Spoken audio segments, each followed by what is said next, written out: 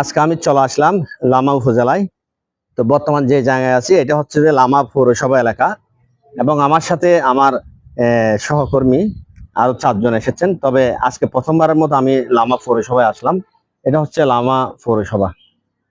লামা পৌরসভা তো ঢুকার লামা পৌরসভার প্রবেশ করার পথেই কিন্তু এই যে একটা ফলের গাছ আছে। এই যে ফলের গাছ, এই ফলের গাছ কি আপনারা একটু আমাকে কমেন্টস করে জানাবেন। অনেকে হয়তো এটা দেখেন নাই বা জানেন না। এটা কারা কারা প্রথমবারের মতো দেখতেছেন, আপনারা একটু আমাকে কমেন্টস করে জানাবেন।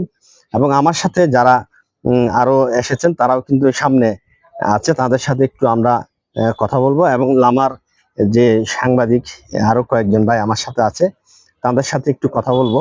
তো অনেকটা পরিবেশটা কিন্তু অনেক সুন্দর। এই পরিবেশটা আপনাদেরকে দেখাচ্ছি। তো সামনে কিন্তু এটা হচ্ছে যে তামাং রিসোর্ট, তামাং রিসোর্ট। তো এবং আমরা আছি তামাং রিসোর্টে। তো আমরা ওইদিকে যাব। এটা কি গাছ? এটা কি গাছ? হ্যাঁ, বিদেশি মেহেদি গাছ। তো এটা নাকি বিদেশি মেহেদি গাছ। এই যে অনেক সুন্দর একটি গাছ, অনেক সুন্দর। এখানে বিভিন্ন রকমের গাছ রয়েছে, বিভিন্ন প্রজাতির ফলজ গাছ থেকে শুরু করে ফুলের গাছ থেকে শুরু করে বিভিন্ন রকমের গাছ রয়েছে। তো আমরা আছি লামা পৌরসভা। আসলে এ ধরনের একটা পৌরসভা, এই যে নান্দনিক যে পৌরসভা, এটা এ ধরনের পৌরসভা কিন্তু আমি ইতিপূর্বে কোথাও দেখি নাই। একদম সবুজে ঘেরা একটি পৌরসভা। তো আমি এই প্রথমবারের মতো, আমার মনে হয় বাংলাদেশে আর কোথাও এ ধরনের পৌরসভা আছে কিনা আমার মনে হচ্ছে না, যেহেতু এই যে চতুর্দিকে কিন্তু সবুজ বিভিন্ন রকমের গাছপালা রয়েছে এবং ফলজ গাছ থেকে শুরু করে, এবং যে দৃষ্টিনন্দন এখানে অনেকগুলো স্ট্যাচু আছে। আপনাদেরকে একটু দেখাবো ঘুরে।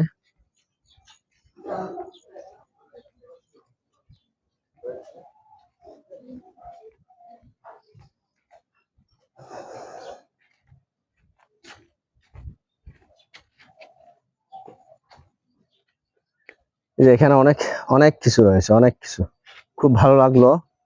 এ ধরনের পৌরসভা, যে সমস্ত পৌরসভা আছে, পৌরসভাগুলো এরকম হলে একটা বিনোদন কেন্দ্র পরিণত হবে। এটা একটা বিনোদন কেন্দ্র। আমার মনে হয় যে অবসর সময় ছোট ছোট বাচ্চাদের পরিবার নিয়ে যদি এখানে আসে, তাদের কিন্তু অনেক ভালো লাগবে।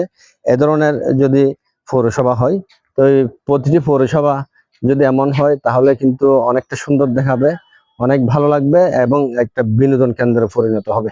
তো আজকে আমি প্রথমবারের মতো এই পৌরসভায় আসলাম, এবং পৌরসভার চতুর্দিকে যে সৌন্দর্য, সেই সৌন্দর্যগুলো আপনাদের সাথে শেয়ার করার জন্য চেষ্টা করলাম। ভালো থাকবেন। আজকের মতো এখানে বিদায় নিচ্ছি।